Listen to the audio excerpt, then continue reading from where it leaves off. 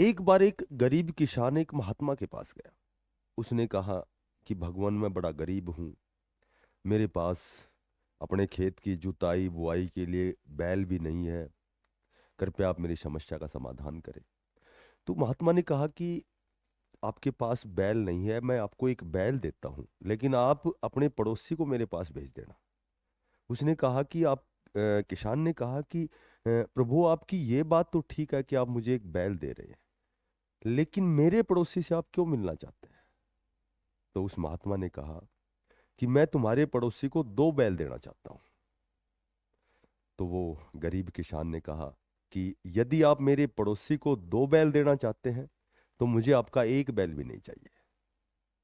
तो महात्मा ने कहा कि मूर्ख व्यक्ति, तुझे पता है तेरी समस्या गरीबी नहीं है, तेरी समस्या ईर्ष्या है। यदि तुम ईर्ष्या को त्याग दोगे तो बहुत ही अच्छा खुशहाल जीवन जियोगे। देखो, ईर्ष्या ईर्ष्या एक बहुत बड़ा रोग है। हमारी असफलता के पीछे सबसे बड़ा जो कारण है वो किसी दूसरे के प्रति ईर्ष्या करना है।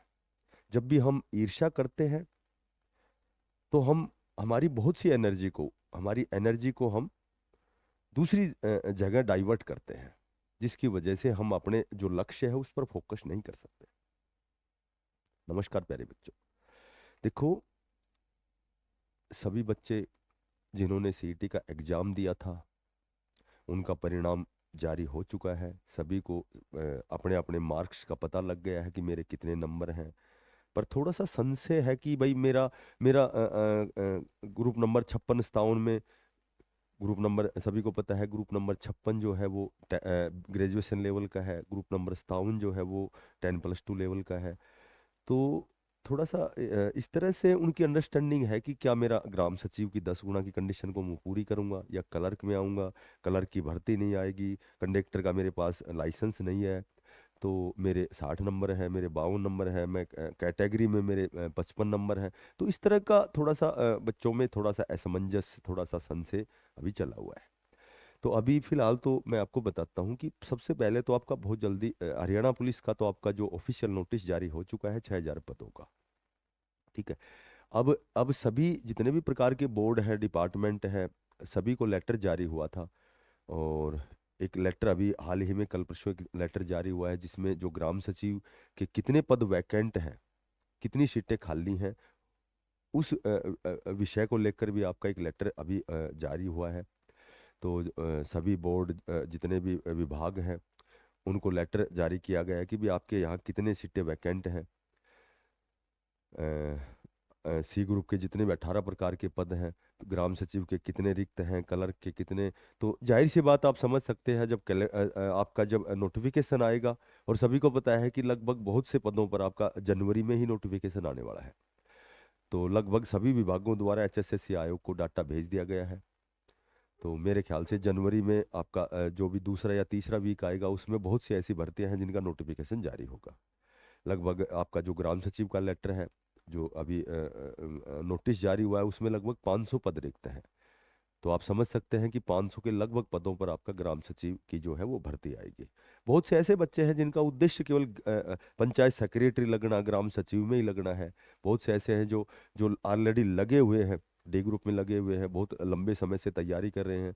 तो उन्होंने सीईटी का इसलिए एग्जाम दिया है कि वो या तो ग्राम सचिव की पोस्ट पर लगना चाहता है, या सेक्रेटरी हो, या आपका पटवारी हो गया, या और भी एक्साइज इंस्पेक्टर हो गया, ऑडिटर हो गया, बहुत से ऐसे पद है, मंडी सुपरवाइजर हो गया।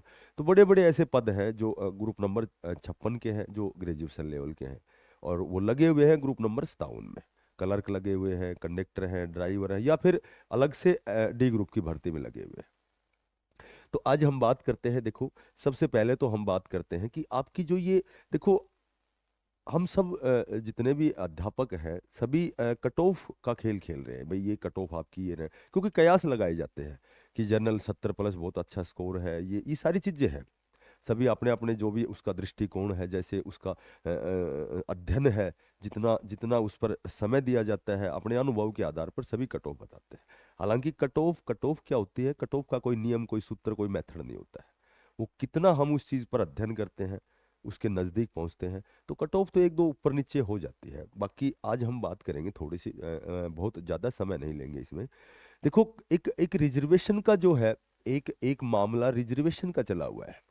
और चूंकि हम सबको विदित है, हम सब जानते हैं कि Haryana staff selection commission HSSC और हरियाणा पब्लिक सर्विस कमीशन जो है HPSC जो है, ये जो PGT की भर्ती जो एग्जाम कंडक्ट करवाती है, HPSC जो आयोग है, ये स्टाफ सिलेक्शन जो हरियाणा स्टाफ सिलेक्शन कमीशन आयोग जो है, ये TGT की, JVT की, CD ग्रुप की ये भर्तियां, इनका एग्जाम कंडक्ट करवाते हैं। तो मामला क्या है कि दोनों में नियम लगभग सेम ही है। ठीक है, कि भाई एक तो प्री स्टेज होती है, एक मेन स्टेज होती है। तो क्या होता है कि पिछली बार जो 4 गुना की जो हमारी जो कंडीशन थी, 4 गुना में जो कैंडिडेट थे सेलेक्ट किए गए थे, तो उनमें ये कहा गया था, जैसे ऐसा ऐसा नोटिफिकेशन का रिक्रूटमेंट ऐसा रूल था कि प्री स्टेज पर कैटेगरी वाला कैंडिडेट की 4 गुना कैटेगरी में ही वो फाइट करेगा और जनरल वाला जनरल में ही करेगा। ठीक है, जैसे मान लो BC A का कैंडिडेट है तो कितनी भी वैकेंसी है तो उसका 4 गुना में BC A के कैंडिडेट उठाए जाएंगे, SC में SC के उठाए जाएंगे। लेकिन एक HPSC में एक मैथ PGT, शायद प्रमिला वर्सेज कोई एक ऐसा केस है रिजर्वेशन का, जिसमें जिसमें ये कहा गया है कि प्री में ही आपको रिजर्वेशन देना चाहिए, यानी कि हमें मिलना चाहिए। ऐसा तो मामला चलो प्रस्तावित है। तो लगभग लगभग इसमें चांस ये बनते हैं कि प्री में ही यदि रिजर्वेशन दिया जाता है तो जाहिर सी बात है जो कैटेगरी का कैंडिडेट है यदि जनरल के बराबर है तो वो जनरल में पार्टिसिपेट करेगा। तो हम समझ सकते हैं कि फिर जो नीचे जिसकी कैटेगरी में कट ऑफ नीचे जाएगी तो नीचे वाला कैंडिडेट भी 10 गुना में आएगा। तो यहाँ यहाँ सबसे पहले तो कट ऑफ तो एकदम एग्जैक्ट या फिर बहुत नज़दीक पहुंचने के लिए तो ये क्लियर होना चाहिए कि हम जो जो भी रिजर्वेशन का फायदा है प्री में दिया जाएगा, या फिर एज इट इज पहले की तरह उसी पैटर्न पर प्री में कैटेगरी में नहीं दिया जाएगा और मेन के समय में दिया जाएगा। तो यदि यदि ये जो PGT मैथ का जो केस चला हुआ है रिजर्वेशन का, यदि बच्चों के हित में होता है तो फिर कैटेगरी जो है, कैटेगरी वालों की कट ऑफ बहुत नीचे जाएगी, क्योंकि कैटेगरी कैटेगरी में जो जनरल के बराबर के जो टॉप मोस्ट बच्चे हैं वो जनरल में पार्टिसिपेट करेंगे 10 गुना में। हालांकि बाद में मेन में भी उनको फायदा मिलेगा, वो तो एज इट इज जो पहले से मिलता आया है, मेन में तो हमेशा मिलता आया है। तो कहने का मेरा मतलब ये है कि जो CET प्री की जो कट ऑफ है, यहाँ यहाँ इस एक थोड़ा सा केस पे भी डिपेंड करती है कि भाई वो रिजर्वेशन है वो पहले की तरह मेन में ही दिया जाए या फिर रिजर्वेशन का फायदा प्री में ही दिया जाए। हालांकि ग्रुप नंबर 56 की जब हम बात करते हैं, देखो ग्रुप नंबर 56 चूंकि अभी जो नोटिस जारी हुआ है, जो ग्राम सचिव का जो मैं कहूँ तो नोटिस जो जारी हुआ है भाई कितने सीट वैकेंट हैं वो डाटा जैसे हमें पता लगा है लगभग 500 पदों पर है। तो ग्रुप नंबर एक तो 56 की जब हम बात करते हैं, देखो ग्रुप नंबर 56 की बात करते हैं या ग्रुप नंबर 57 की बात करते हैं, तो हाँ पहले से हमें पता है कि ग्रुप नंबर 57 तो 10+2 पास, जिसमें क्लर्क कह सकते हैं, कंडक्टर ड्राइवर कह सकते हैं। ग्रुप 56 जो है वो ग्रेजुएशन लेवल का है, इसमें हम कह सकते हैं जितने भी ऑडिटर हो गए या मैं कहूँ तो आपके ग्राम सचिव हो गए, पटवारी हो गए, एक्साइज इंस्पेक्टर हो गए। तो ये कहीं न कहीं यहाँ लगता है कि भाई ये कट ऑफ ज़्यादा जाएगी। यहाँ यहाँ जो बच्चे हैं ये ज़्यादा इसमें लगने की ज़्यादा इच्छा होती है बच्चों की। अगर अच्छा हम प्रयास करते हैं तो हमारी महत्वाकांक्षा थोड़ी सी बड़ी होती है।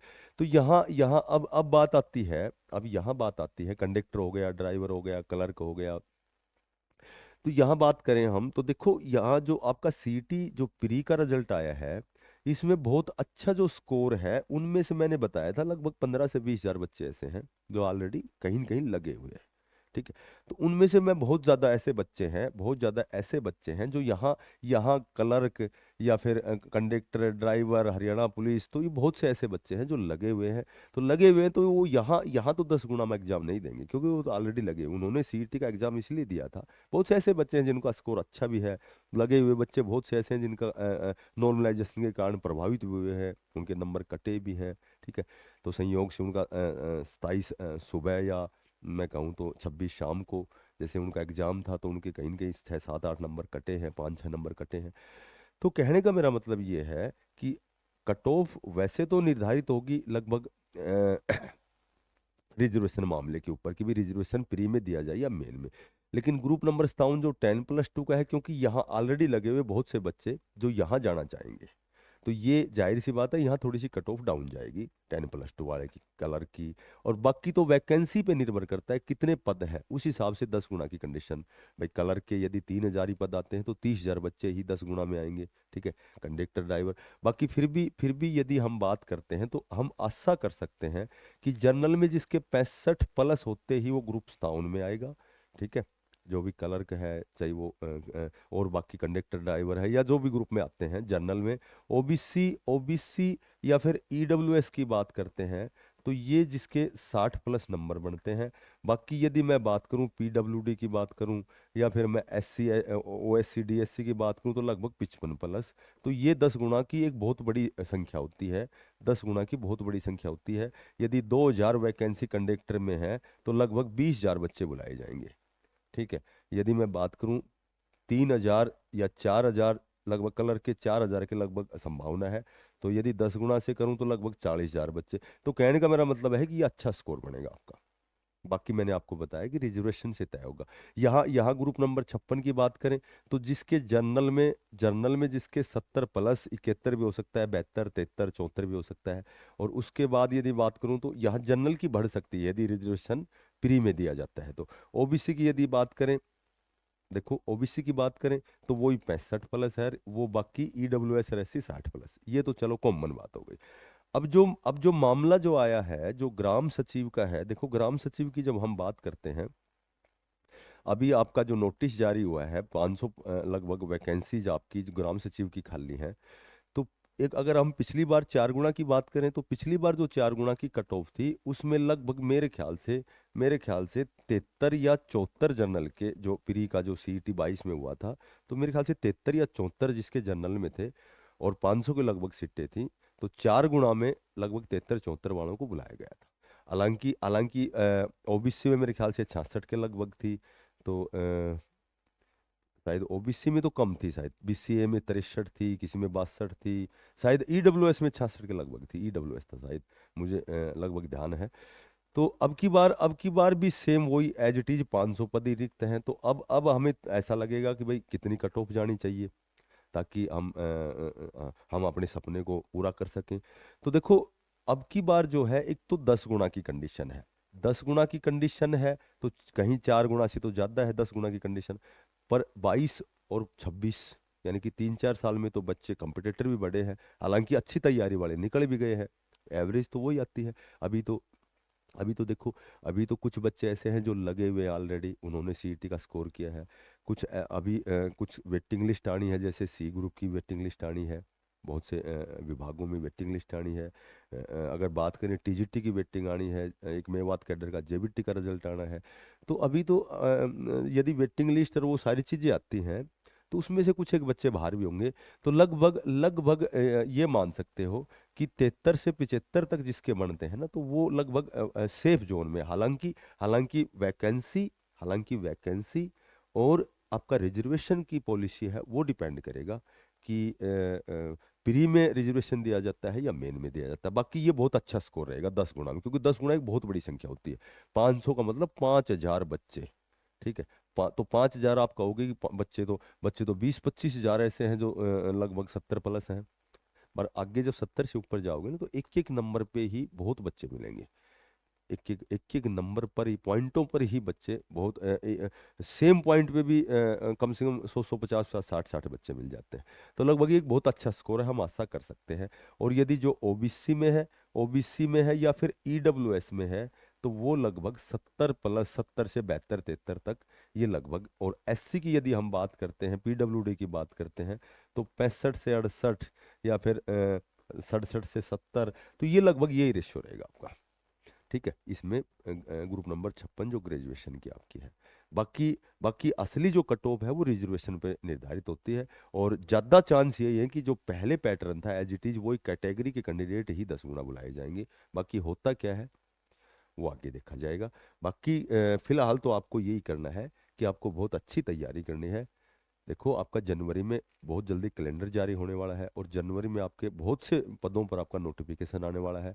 और एचएसएससी में एग्जाम कितना समय दिया जाता है ये आप भली भांति जानते हैं कि तुरंत प्रभाव से आपको 1, 1.5, 2 महीने दिए जाएंगे और तुरंत आपका एग्जाम होगा। किंतु परंतु में ज़्यादा ध्यान मत दो, ठीक है, ज़्यादा अनावश्यक बातों पे ध्यान मत दो। केवल केवल अपने टारगेट की ओर बढ़ो, अपने लक्ष्य की ओर बढ़ो। जब हमारा एक लक्ष्य पूरा होता है तो तुरंत प्रभाव से हमारा टारगेट दूसरी जगह फिक्स हो जाना चाहिए। ठीक है, तो ये तो अभी हमारा प्री एग्जाम है, केवल केवल एलिजिबिलिटी, हम एलिजिबल हुए हैं। बाकी असली जो लड़ाई है वो तो अभी बाकी है। जो 10 गुना के, जो आपकी जो लिस्ट आएगी, जो मेन एग्जाम में जो आपको 10 बच्चों में से एक का सिलेक्शन होना है, तो बाकी जो 9 बच्चे हैं वो फिलहाल आपसे ऊपर मानने हैं आपको। ये नहीं मानना कि 9 बच्चे मैं आसानी से काट दूंगा, क्योंकि वो बराबर के, जो जितना सीरियस होगा, गंभीर होगा, जितनी ज्यादा ध्यान देगा तैयारी की तरफ, ज्यादा सीरियस होगा, केवल वही फाइट करेगा इस एग्जाम को। ठीक है, क्योंकि पहले भी आपने देखा होगा कि अब 8 लाख बच्चे पास हैं। पिछली बार 2022 में 3,57,000 बच्चे पास थे। कितने बच्चे नौकरी लगे हैं, बाकी बचे हुए उन्होंने अपने आप को सिद्ध नहीं किया, इसलिए उनका जो सीईटी का जो प्री का रिजल्ट है वो व्यर्थ है, उसका फायदा ही क्या है। तो उसी तरह 8 लाख में से 30,000 बच्चे यदि लगने हैं, तो बाकी 7,70,000 बच्चे, वही बच्चे रुकेंगे जो अपने जीवन के प्रति गंभीर नहीं होंगे। तो बहुत सीरियस होकर तैयारी करो। लगभग मैंने आपको बता दिया। जनरल में 65+ बहुत से एग्जाम में अवसर मिलेगा। ठीक है, ओबीसी 60+ जिसके नंबर है, बहुत से ऐसे एग्जाम है जिनमें आपको अवसर मिलेगा। और 55-50 वाले भी, टेक्निकल वाले तो लगभग क्वालिफाई, हरियाणा पुलिस वाले क्वालिफाई। अब हमारा मेन फोकस है मेन एग्जाम की तैयारी करना। फिर मिलते हैं नई अपडेट के साथ। जब तक के सभी बच्चों को, साथियों को बेस्ट ऑफ लक। वो कहते हैं, ए परिंदे, यूं जमी पर बैठकर आसमान को क्या देखता है। ए परिंदे, यूं जमी पर बैठकर आसमान को क्या देखता है। अपने पंखों को खोल, जमाना सिर्फ उड़ान देखता है। थैंक्स, धन्यवाद।